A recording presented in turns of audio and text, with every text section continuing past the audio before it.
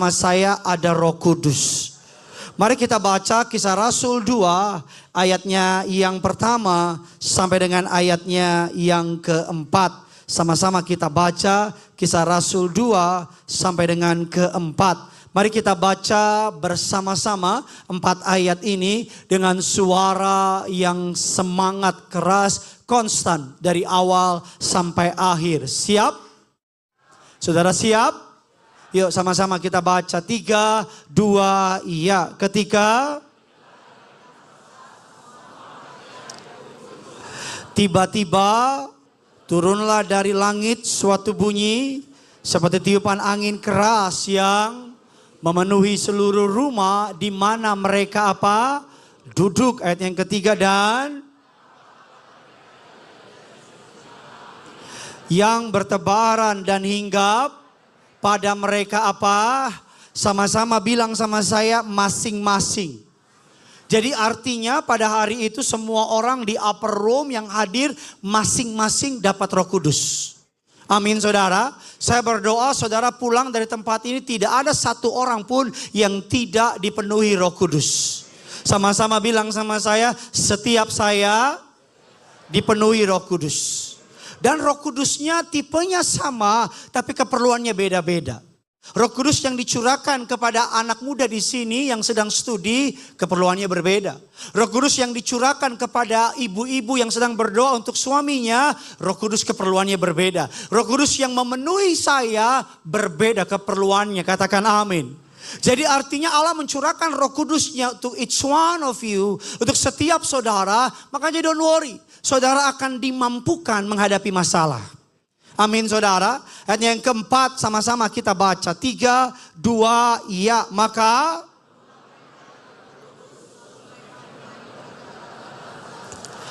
seperti yang diberikan roh itu kepada mereka. Untuk apa Bapak Ibu? Untuk mengatakannya. Pentakosta bukan sejarah kuno. Pentakosta melainkan pondasi lahirnya gereja yang penuh kuasa. Karena tanpa Roh Kudus, gereja ibarat tubuh tanpa roh. Tanpa Roh Kudus, gereja mati dan tak berdaya. Yang setuju sama statement ini katakan yes. Amin Bapak Ibu. Karena tanpa Roh Kudus, memang siapa yang bikin jemaat kumpul di tempat ini? Bukan pendeta. Bukan pendetanya terkenal. Bukan gerejanya bagus. Tapi yang bikin saudara datang, bikin mereka mau duduk di bawah. Kenapa? Karena mereka telat. Bukan. Yang bikin mereka mau datang ke gereja karena Roh Kudus. Mau WL nyanyi sebagus apapun, yang bikin saudara nangis bukan karena WL-nya. Tapi karena siapa? Roh Kudus. Yang bikin saudara pulang diberkati sama khotbah bukan karena saya jago ngomong. Tapi karena Roh Kudus dalam diri saya berkomunikasi dengan Roh Kudus dalam diri saudara. Amin. Saudara mau tahu nggak? Yang paling saya pertama kali ketika kita memulai gereja ini, yang paling kami takutin bukan uang. Itu sedikit sih. Tapi yang paling kami takuti adalah jemaat datang nggak? Karena di tempat ini aja ada 4 gereja. Betul apa tidak? Yang bikin saudara datang kemari bukan Gideon Simanjuntak. Tapi Roh Kudus yang pimpin saudara kemari. Saudara keluar dari sini, naik 1 lantai, ada gereja. Saudara keluar, turun ke bawah, ada gereja. Saudara keluar dari mall ini, ada lampu merah. Yang bikin saudara ibadah kemari, Roh Kudus. Satu hari ada seorang pengusaha datang sama saya. Ngomongnya ngeledek. Orang kaya ngomong gini sama saya. Pak Pendeta, enak ya bisnis gereja? Saya bilang maksudnya gimana? Enak, gampang sekarang cari duit bikin gereja aja. Saya bilang maksudnya gimana? Oh gampang, bikin aja di mall. Bikin lighting, LED, gelap-gelap, undang artis. Pendetanya cari yang ganteng, lucu-lucu, pasti penuh. Saya bilang sama dia, bikin. Benar, saya bilang bikin. Bikin. Saya mau lihat sampai di mana gereja kamu. Ya. Sejarah mencatat banyak pengusaha konglomerat bikin gereja nggak jalan. Karena yang membuat jemaat mau datang ke gereja, rela dididik, dengar firman, rela memberi persembahan, bukan karena pendetanya, tapi karena Roh Kudus di dalam diri saudara. Amin. Siapa yang merasakan ada Tuhan di gereja ini? Kita berikan kemuliaan, tepuk tangan. Makanya Reinhard Bonnke, Bapak Ibu seorang hamba Tuhan besar bilang demikian. Semakin sedikit Roh Kudus bekerja di tengah kita, semakin kita merasa perlu menggantikan kekuatan rohani dengan hiburan-hiburan duniawi semata. Makanya kalau gereja tidak dipenuhi Roh Kudus, maka gereja akan bermain gimmick. Maka gereja akan bermain program. Maka gereja akan bermain yang namanya berbagai macam acara untuk menarik jemaat. Padahal yang terpenting maka gereja mulai menawarkan welcome drink. Ada kopinya, ada kuenya, ada potongan harganya, ada sebagainya. Seakan-akan Yesus kurang menarik. Seakan-akan firman kurang menarik. Seakan-akan kebenaran tentang Tuhan kurang menarik. Tapi kalau gereja penuh Roh Kudus, mau gak ada kopinya kek, mau gak ada kuenya kek, mau gak ada programnya kek. Tapi kalau gereja itu penuh Roh Kudus, jemaat akan berbondong-bondong cari gereja itu. Amin saudara. Tepuk tangannya jangan kayak uangmu habis dong, bisa lebih semangat lagi dong. Amin Bapak Ibu. Nah makanya mari kita akan belajar hari ini. Roh Kudus, pencurahan Roh Kudus adalah tema yang paling banyak diributin orang. Saya nggak mau bahas mengenai yang namanya bahasa roh, geter-geter dan sebagainya. Karena bagi saya yang terpenting dari bahasa roh adalah Bapak Ibu pulang jadi berkat. Amin. Buat apa di gereja bahasa roh sampai rumah bahasa ragunan? Betul apa tidak? Buat apa di rumah penuh Roh Kudus sampai rumah roh halus? Buat apa Bapak Ibu dan saya di gereja getar-getar tanganmu sampai di rumah istrimu yang getar lihat engkau? Yang setuju bilang amin. Mari kita akan melihat ada 3 kebenaran yang saya bagikan sama saudara. Apa saja makna Pentakosta. Yang pertama Bapak Ibu kita akan belajar sejarah sedikit mundur beberapa ribu tahun yang lalu. Pentakosta dan Sabaoth. Rencana Allah dari perjanjian lama. Mari kita mundur beberapa ribu tahun yang lalu. Peristiwa Pentakosta di zaman perjanjian lama. Peristiwa Pentakosta sudah terjadi di perjanjian lama. Yaitu ketika Allah mengundang Musa naik ke Gunung Sinai. Alkitab saya katakan, saudara perhatikan ini. Alkitab saya katakan bahwa ketika Musa naik ke Gunung Sinai. Musa turun membawa 2 loh batu. 10 hukum Taurat. Yang ngerti bilang amin dulu. Itu disebut dengan peristiwa Sabaoth.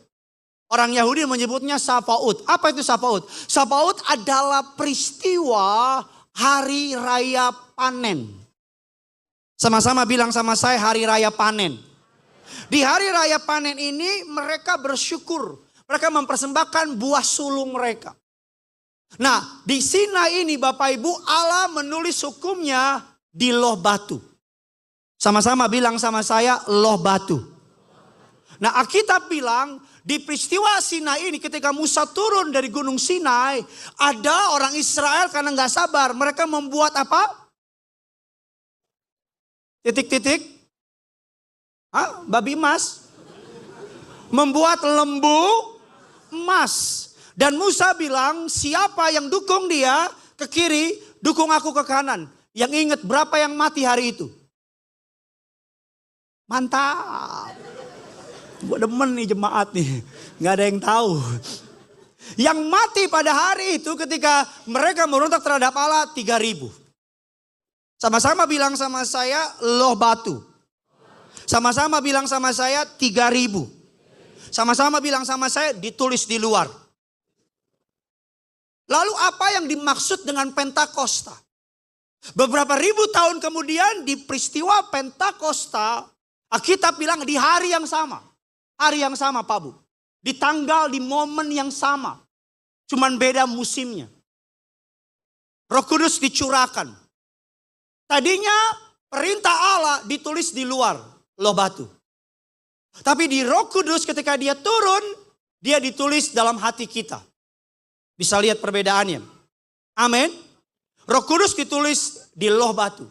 Tapi ketika Roh Kudus memenuhi kita, hukum Allah di loh batu, Roh Kudus menulisnya di hati. Ketika Petrus berkhotbah, berapa orang yang bertobat? Mantap. Yang bertobat 3.000. Ketika Taurat diberikan, 3.000 mati. Ketika Roh Kudus dicurahkan, 3.000 hidup. Diselamatkan. Tadi pagi sih orang tepuk tangan denger ini tadi pagi. Di pagi. Ini yang memang siangan dikit udah keselak. Udah penuh makan di sini. 3.000. Apa yang mau saya bilang? Law, hukum, seperti termometer. Cuman dapat melihat kekurangan, penyakit. Saya nggak bisa tolong. Spirit, Roh Kudus yang memampukan kita untuk bisa melakukan perintah Allah. Amin. Taurat tadinya ditulis di loh. Tapi ketika Roh Kudus tercurah, dia taruh dalam diri saudara. Atau gini aja deh, saya mau kuis Alkitab di sini. Yang benar, saudara gratis. Saya ajak pulang ke rumah saudara. Saya mau tanya, Roh Kudus sudah ada belum di zaman perjanjian lama? Sebelum pencurahan Roh Kudus. Yang bilang sudah ada, angkat tangan. Ayo, salah benar tidak mempengaruhi keselamatan. Roh Kudus sudah ada belum di zaman perjanjian lama? Yang bilang belum, angkat tangan. Yang bilang belum, gak apa-apa ayo. Oke, sisanya boleh pulang. Angkat kaki. Roh Kudus kalau sudah ada di perjanjian lama, lalu buat apa pencurahan Roh Kudus? Kan itu pertanyaannya. Di perjanjian lama Bapak Ibu Roh Kudus sudah ada. Alkitab bilang Daud berkata jangan ambil rohmu daripadaku. Udah ada. Lalu mengapa perlu ada pencurahan Roh Kudus? Ini teologi banget. Yang pertama, kenapa? Apa bedanya pencurahan Roh Kudus di perjanjian baru dengan Roh Kudus di perjanjian lama? Apa bedanya? Gampangnya begini. Yang pertama, di perjanjian lama Roh Kudus bekerja secara selektif. Dia hanya memilih nabi, imam, raja. Yang ngerti bilang amin dulu. Roh Kudus tidak akan menghinggapi mereka yang gak ada purpose-nya. Di perjanjian lama. Di perjanjian lama Roh Kudus hanya kunjungan. Tinggal sementara. Come and go. Datang dan pergi di perjanjian lama. Yang ngerti bilang amin dulu. Di perjanjian lama Roh Kudus hanya bayang-bayang. Apa yang membuat perbedaan Roh Kudus setelah pencurahan? Yang pertama di perjanjian lama Roh Kudus hanya selektif. Di hari pencurahan Roh Kudus Pentakosta yang kita rayakan hari ini, Roh Kudus universal. Enggak selektif. Semua orang yang percaya kepada Yesus pulang bawa kepenuhan Roh Kudus. Amin. Kalau nggak kompak mendingan nggak usah. Saudara pulang penuh Roh Kudus, universal. Yang kedua, di perjanjian baru, Roh Kudus Bapak Ibu dari kunjungan jadi permanen. Dia tinggal.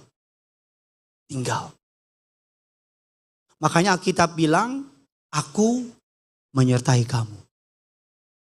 Kamu mohon maaf, kamu mau lari sejauh apapun selama kamu hidup. Roh Kudus dalam diri saudara akan ngingetin kamu. Amin. Selektif jadi universal. Amin. Sementara jadi apa Bapak Ibu? Permanen. Tinggal. Bilang kiri kanan saudara, dalam diri kamu ada Roh Kudus. Dari bayang-bayang jadi apa? Kuasa. Dari bayang-bayang jadi kuasa. Makanya Roh Kudus di hari raya Shavuot, hari raya panen. Mereka memanen. Mereka punya ladang. Lalu apa maksudnya Roh Kudus dicurahkan di hari Pentakosta di hari raya panen?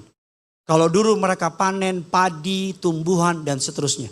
Hari ini Roh Kudus, kita panen jiwa-jiwa. Kita panen jiwa-jiwa. Kita panen jiwa-jiwa. Siapa yang mau pulang menceritakan satu Injil kepada satu orang. Memang gak ada, ini kita angkat tangan. Siapa yang mau bersaksi pulang dari tempat ini, siapa yang punya Roh Kudus? Siapa yang pulang mau bersaksi tentang Yesus? Satu orang, satu jiwa. Ayo angkat tangan. Oke, pengerja tolong foto dulu. Bersaksi gampang. Kalau kamu bisa promosiin bakso di ujung gang situ. Gila tuh bakso enak banget. Kamu bisa promosiin ada diskon. Kamu bisa promosiin aktor idola kamu. Istri saya sekarang lagi sibuk. Karena aktor idolanya mau bebas dari wamil. Dia sibuk terus aduh sayang. Saya bilang kenapa? BTS. Apa itu BTS? Bontot Tanaka Simanjuntak. Sayang BTS mau keluar dari wamil sayang. Saya bilang mana sini muka BTS yang idola kamu? Dia munculin tuh orang Korea. Saya bilang sandingin sama saya. Gantengan saya. Karena saya punya Roh Kudus. Udah kita mainnya roh aja. Kalau ini kita tahu diri lah. Lu ketawa-ketawa gantengan juga gue dari lu. Amin. Sama-sama bilang sama saya dari selektif. Jadi universal. Sama-sama bilang sama saya dari kunjungan. Jadi permanen. Dari bayang-bayang. Jadi kuasa. Katakan amin. Dan berikan tepuk tangan yang dahsyat bagi Tuhan kita. Yang kedua. Bapak Ibu ini teologi banget. Tapi kalau saudara ngerti. Saudara pulang. Satu orang injilin. Satu orang. Ambil Instagrammu. Kasih ayat. Keluar nih. Ke depan. Ke toilet. Ada orang lagi ngepel. Nyapu iya. Ya, injilin. Ya, kasih dia cepet dulu. Bang, cepet. Ya, injil. Saya kalau ke toilet suka ketemu jemaat. Saya mau pesan sama jemaat laki-laki kalau ketemu saya di toilet. Kalau kita lagi sama-sama menunaikan tugas kita, tolong jangan ajak ngobrol. Kadang jemaat suka ajak ngobrol. Kita lagi sama-sama nih di bilik kita nih. Terus dia ke samping. Terus saya, kan orang Indonesia kan ramah kan. Samping dia lihat saya, Pak, iya. Terus saya tanya, lagi ngapain? Kayang. Reok, nari. Ya lagi inilah. Kadang jemaat ketemu pendeta tuh kalau ketemu di toilet, ketemu bapak, jemaat saya bilang. Udah kalau di toilet, kalau kita lagi sama-sama menunaikan tugas, udah diem aja dulu. Lagi gini ngobrol, Pak abis ini kemana? Bisa selesai dulu gak nih? Ngobrolnya kalau kita udah cuci tangan, enak gitu. Saya udah mencurahkan hati saya ya. Nggak di sini, nggak di Kelapa Gading, nggak di Kuningan, ketemu jemaat sampai pasti ngobrol nih orang nih pasti. Pagi dia, iya. Lu ngobrol kan kita. Atau jemaat nggak ngobrol liatin. Kita kan nervous. Jadi nggak keluar. Kembali poin kedua, ayo fokus. Mana kita laki-laki udah tahan kan. Pak, enak Pak, enak. Tolong dihapus bagian ini ya. Yang kedua, Pentakosta, Menara Babel versus Pentakosta. Mungkin saudara berpikir, apa hubungannya Menara Babel sama Pentakosta? Mungkin saudara bertanya-tanya, apa kaitan teologis antara peristiwa Menara Babel dan Pentakosta? Kalau kita ingat Menara Babel dalam Kejadian 11 setelah air bah di zaman Nuh, Bapak Ibu, manusia masih satu bangsa dengan satu bahasa. Yang ngerti bilang amin dulu. Alkitab bilang mereka bersepakat membangun sebuah kota. Betul? Mereka bersepakat membangun sebuah kota. Alkitab bilang mereka membangun kota, mungkin kotanya pada masa itu kota tertinggi, lebih tinggi dari Burj Khalifa. Dan ketika mereka membangun tinggi Menara Babel adalah gambaran dari kesombongan manusia. Menara Babel lahir dari kesombongan kolektif manusia. Ingin membuat nama besar tanpa mengandalkan Tuhan. Ketika mereka, saya nggak tahu, jangan tanya sama saya. Ada jemaat tanya Pak Pendeta, itu menara Babel ketika Tuhan hancurin udah di lantai berapa. Jadi ketika nggak tahu berapa lantai udah sampai di atas karena mereka satu bahasa, satu bangsa. Alkitab saya bilang Allah turun. Allah kacauin bahasa mereka. Betul apa tidak? Allah kacauin. Tiba-tiba ada orang lagi Palu. Tiba-tiba ngomong. Lei. Abu aduh lei. Dia jawab. Ora gelem. Jawab lagi. Aing macan aing. Aing mane mak itu. Jadi lo gak usah bayangin, gak ada itu. Tapi bayangin gak, mereka minta paku, dikasih gergaji. Jadi kacau. Dan Allah lempar mereka. Orang tuh kalau sombong dipecahin Tuhan. Orang tuh kalau sombong dilempar Tuhan. Di peristiwa Pentakosta, mari kita baca ayatnya sama-sama yuk. Sama-sama kita baca dalam Kisah Rasul 2 ayat 6, 8 dan ke-9 sampai dan ke-10. Sama-sama kita baca. 3, 2, 1, iya.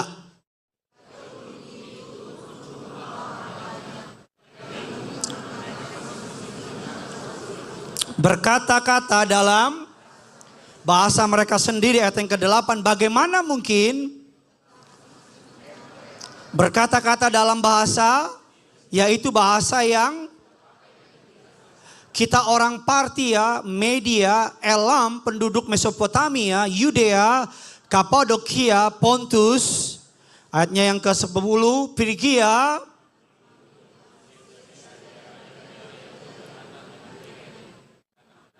ayat yang ke-11, baik orang Kreta, kita mendengarkan mereka apa? Tentang perbuatan-perbuatan yang dilakukan.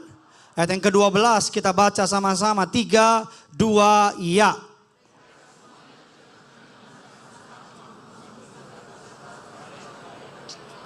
Apakah artinya itu? Di Babel, manusia dengan satu bahasa memberontak melawan Allah. Di Pentakosta, orang dari berbagai bahasa serentak memuliakan Allah. Di Babel, bahasa dipakai untuk kemuliaan manusia. Ada di slide saya. Di Pentakosta, bahasa dipakai untuk kemuliaan Allah.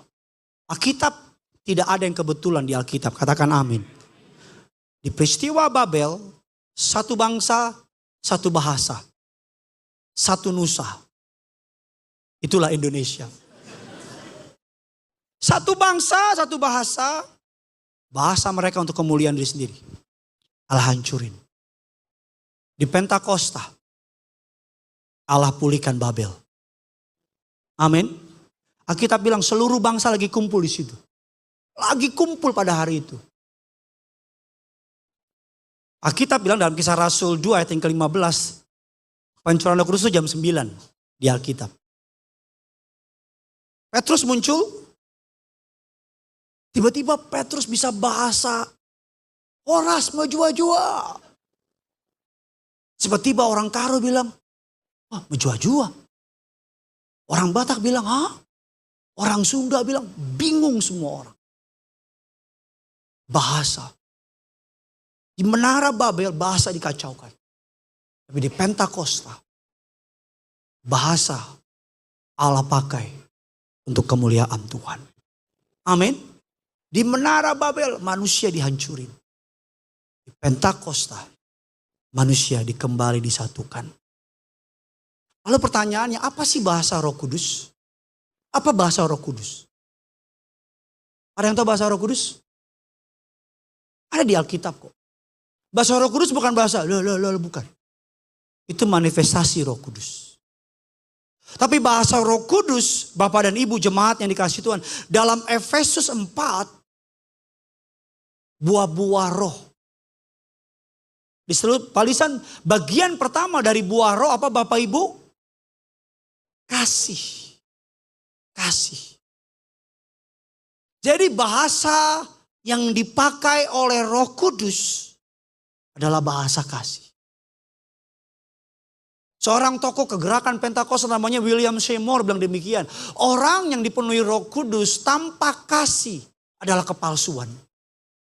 Jadi orang kalau penuh Roh Kudus tapi benci sama ayahnya, gak ada Roh Kudus itu. Orang penuh Roh Kudus tapi masih benci sama orang lain, gak ada Roh Kudus. Bahasa yang menyatukan bangsa-bangsa, Alkitab bilang adalah kasih. Kemarin orang yang mengolok-ngolok kekristenan, kita dengar beritanya mati, meninggal, RIP. Tapi saya sedih banyak orang Kristen belum dewasa menyikapi hal tersebut. Banyak yang komen orang-orang Kristen dan bilang, lihat tuh, matikan lo sekarang. Matikan lo sekarang, oh come on. Kita bukan anak Tuhan yang model begitu. Kalau ada jemaat kerinduanku yang komen kayak gitu, pulang hapus. Yang setuju bilang amin. Kemarin ada influencer, convert, lockout.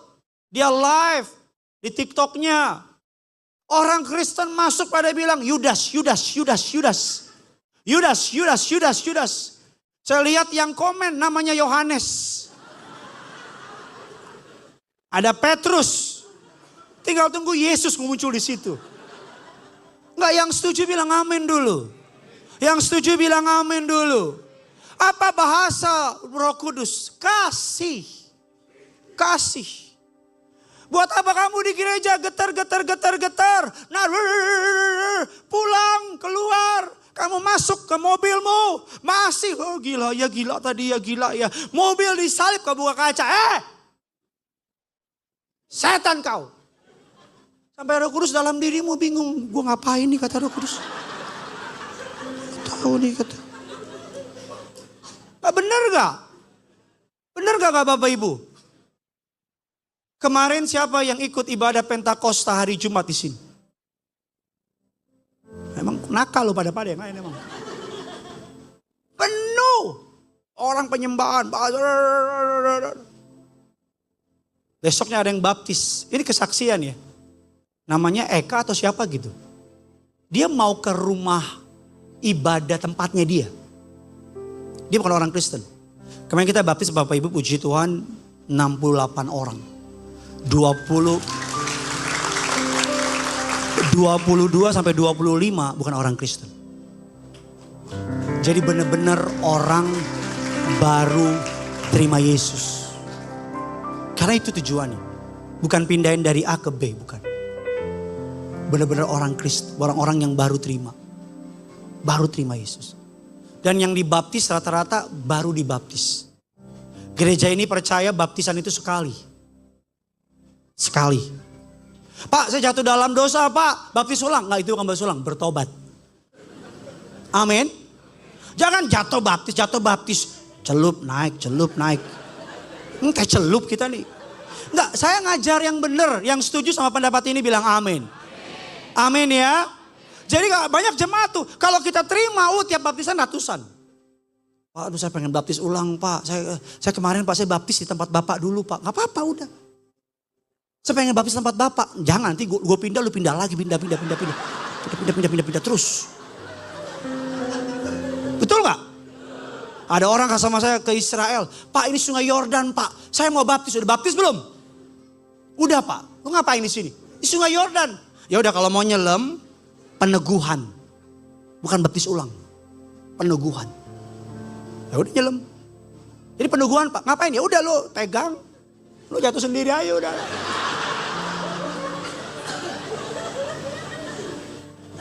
Saudara saya banyak tenggelam 1 hari loh di situ. Iya. Dia mau ke rumah ibadah agamanya. Tiba-tiba datang kemari. Dan dibaptis. Saya dari pagi sih yakin orang dengar ini pasti tepuk tangan gitu. Saya juga bilang sama pengerja yang bilang, alah buat-buat lo. Ngada-ngada lo. Masa kayak gitu ceritanya? beneran bang. Sampai dipanggil orangnya, ini dia orangnya. Main kan hari Jumat kan, itu kan. Pinter semua ya. Mereka tuh mau ke situ. Mau jalan ke situ. Lagi jalan. Dia tuh udah suka nonton streaming. Dia udah tertarik sama kekristenan, tapi masih takut. Dia dengar ada baptisan. Gak tahu di mana tiba-tiba dia muncul di sini. Dan dibaptis. Sih? Saya tuh gak pernah lupa sebuah cerita yang memberkati saya. Suatu hari ada seorang jemaat datang ke gereja. Ketika lagi ibadah, lagi kusuk. Gak sadar, gak nyangka HP-nya bunyi. Satu gereja nengok. Dan bilang gini. Shh. Mamanya lihat dia, dasar kamu. Istrinya lihat dia, pah bikin malu apa. Dia ngerasa gak berguna, gak berharga di gereja. Dia pulang ke rumah. Karena dia malu, karena keluarga masih menghakimi dia. Karena papa bikin malu di gereja. Dia pergi ke bar. Di bar ketika lagi duduk. Dia punya gelas bir, jatuh. Dia bilang maaf. Terus saya bilang, gak usah minta maaf pak, kami yang salah. Dilap. Manajernya datang sama dia. Bapak ada masalah apa? Setelah ngobrol yuk pak. Dan semenjak hari itu dia stop ke gereja, dia rajin ke bar. Bisa nangkap maksud saya? Bahasa orang Kristen itu kasih pak. Bahasa orang Kristen itu kasih bu. Jadi kalau kamu mengaku dirimu orang Kristen, tapi kamu gak mempraktekkan kasih, di mana Kristennya? Di mana Kristennya bos? Di mana Kristennya? Kamu boleh pakai salib gereja, ini salib ini kau bawa pulang nih. Saudara atas anugerah Allah, saudara boleh tanya sama supir saya, sama pembantu saya, sama sapam di komplek rumah saya, sama Pak Oga di perempatan rumah saya. Dijauhkan Tuhan mencuri kemuliaannya. Tapi mereka tahu di rumah saya, mereka tahu saya memperlakukan mereka bukan karena saya gaji mereka. Dan saya melakukan mereka dengan kasih Tuhan. Mbak saya hafal lagu gereja. Mbak saya kalau anak saya makan dibilang gini, Gene udah doa belum? Joe udah doa belum? Bangun pagi, Joe udah perjamuan belum? Mbak saya. Supir saya, orang-orang dekat rumah saya, kenapa? Karena hukum yang paling terpenting dalam Alkitab adalah kasih. Kasih. Ada pengerja kita pelayanan tapi benci sama papanya. Sebenarnya gak usah pelayanan, berhenti pelayanan. Berdamai sama papa kamu. Halo?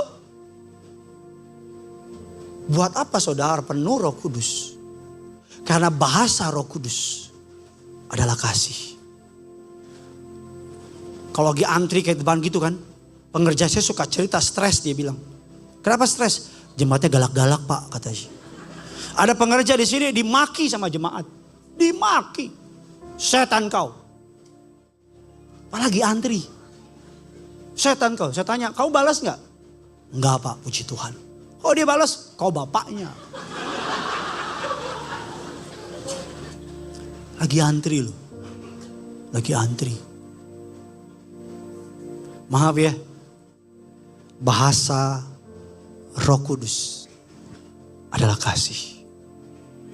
Sama-sama bilang sama saya, bahasa Roh Kudus adalah kasih. Amin.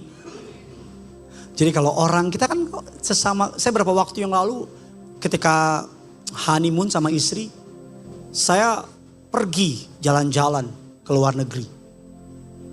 Saya belum pernah ya? Enggak gini-gini, kita tuh bahasa Roh Kudus adalah kasih. Sama-sama bilang sama saya, bahasa Roh Kudus adalah kasih. Nah kalau orang Batak harusnya bisa bahasa Batak. Betul apa enggak? Walaupun saya gak bisa. Saya bisa dikit-dikit. Jadi kalau ketemu orang Batak, ketemu saya langsung ngomong. Saya mulai rooming ini kemana dia ini. Banyak jemaat ketemu saya orang Batak langsung bahasa Batak dari A sampai Z. Tapi saya ngerti orang ngomong balasnya susah. Gitu. Tapi kalau bahasa Itali saya lancar. Orang Jawa itu kan kalau yang asli benar-benar lahir di Jawa bisa bahasa Jawa. Kita tahu dia orang Jawa dari bahasa Jawa. Betul? Waktu saya pergi liburan sama istri, honeymoon atas anugerah Allah ke Paris. Lihat Menara Eiffel. Nah, itu sama aja Menara Sutet. Iya, saya pas lihat nih sama istri, ini mah Sutet gue bilang nih. Bener, ya, itu overrated lah. Overrated lah. Tapi kalau ada yang mau ajak ke sana saya pergi juga sih. Jadi lihat kan. Terus kita jalan nih. Dengar tuh bahasa-bahasa saya nggak ngerti. Oh iya nggak ngerti. Terus ada muncul beberapa orang lewat. Ngomong bahasa Indonesia. Saya mulai nengok ini. Dia juga nengok saya. Dia bilang Indonesia. Italy. Indonesia lah. Ya Indonesia. Orang mana? Surabaya katanya. Saya Jakarta. Oh tinggal di mana? Di bahasa basi orang Indonesia begini nih emang nih. Kita tahu di Indonesia. Dari mana saya tahu kamu orang Kristen? Bukan dari ibadahmu. Kasih. Dari kasih. Dari mana saya tahu kamu pengikut Kristus? Ketika suamimu selingkuh. Otakmu bukan cerai. Tapi doain. Ketika anakmu mempermalukan engkau, otakmu bukan bilang anak bikin malu. Tapi kamu mengasihi. Bahasa Roh Kudus adalah kasih. Adik-adik muda, kalau kamu punya kepahitan sama orang tua, ampuni. Ampuni. Ada orang di kolam baptisan nangis. Saya bilang kenapa? Ekonomi? Bukan Pak. Sakit? Bukan Pak. Kenapa nangis kamu? Kaki Bapak injek saya.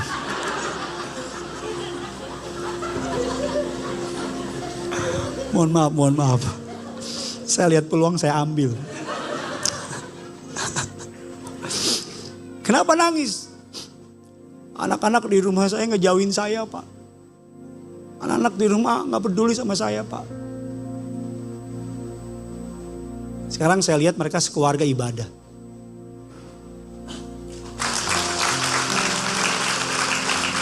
Belum beres, saya gak mau nengok, saya sengaja gak mau lewat ke arah mereka. Takutnya mereka awkward. Pulang, beresin. Adik-adik muda, beresin. Buat apa kamu nangis di gereja? Pulang ketemu papa. Setuju gak? Setuju gak? Buat apa kamu di gereja? Sampai di rumah, istri kau gak mau gampar. What for? Dunia ini butuh contoh. Pengajar banyak. Betul tidak? Yang jadi contoh dikit. Orang yang penuh Roh Kudus, ciri utamanya kasih. Amin. Makanya buah-buah roh kasih, sukacita, damai sejahtera, kesabaran, kemurahan, kelemah lembutan, penguasaan diri. So diam, nggak ngerti, nggak hafal kan. Tapi itu dia. Orang yang penuh Roh Kudus pasti kasih. Pasti. Lain nggak bukan. Yang ketiga, yang terakhir. Saudara diberkati, amin. Roh Kudus mengubahkan manusia secara pribadi. Pentakosta bukan hanya tanda-tanda ajaib atau fenomenal sesaat. Tapi transformasi hidup para murid-murid dan orang percaya oleh kuasa Roh Kudus.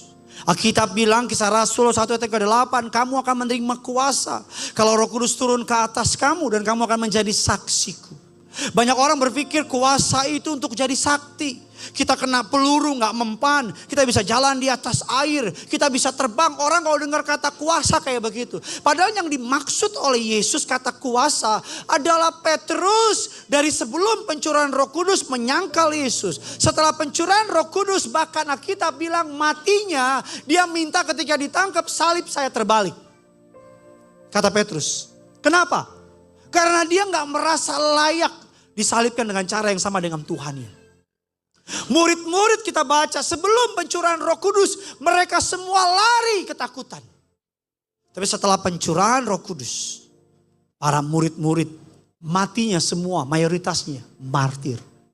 Ada yang dibakar, direbus hidup-hidup. Ada yang dilempar dari loteng. Ada yang ditombak. Semuanya. Apa yang bikin mereka berani mati? Roh Kudus. Pak, Bu. Tadi saya dengar khotbah istri saya diberkati sama khotbah. Dia bilang begini, kalau suami kamu belum bertobat, jangan sindir-sindir pakai ayat. Banyak dari kita gitu kan, nyanyi pakai ayat. Halo? Suami lagi di rumah setelah lagu rohani gede-gede. Biar kebakar setan dalamnya itu. Betul apa betul? Kadang-kadang suka pakai ayat Alkitab. Di samping tempat tidurnya kita buka pas ayatnya, bertobatlah. Jangan sini-sini.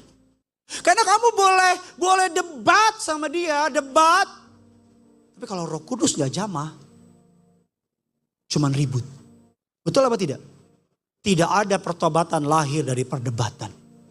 Tidak ada. Doa, minta sama Tuhan. Roh Kudus jamah suamimu. Amin. Doa minta sama Tuhan. Roh Kudus jamah anakmu.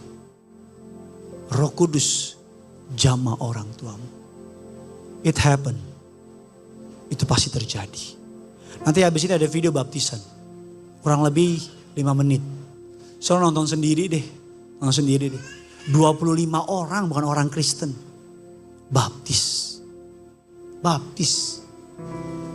Di kolam baptisan nangis kejer. Beberapa dari mereka udah diinjilin, dikotbahin, gak mau. Sampai suatu hari dalam anugerah Allah, ada jemaat, Bapak Ibu, bukan jemaat kita, bukan. Dia itu di Tangerang, gak ada kerinduan di Tangerang. Ya nanti amin doakan. Gak ada. Dia itu bukan jemaat, bukan di Tangerang. Atas penetapan Tuhan nonton TikTok, muncul muka saya, dengerin khotbah, cari tahu soal saya. Ini pendeta gak bener. Enggak, memang begitu ritmenya. Memang begitu, harus terjadi itu. Ini pendeta siapa sih? Gideon Simanjuntak, cari ah. Kok begini? Oh gak bener. Terus karena nonton TikTok terus, muncul terus. Ada keresahan di hati, dia bilang gini. Ini kalau gak bener, kok muncul terus? Terus kalau gue dengerin, kok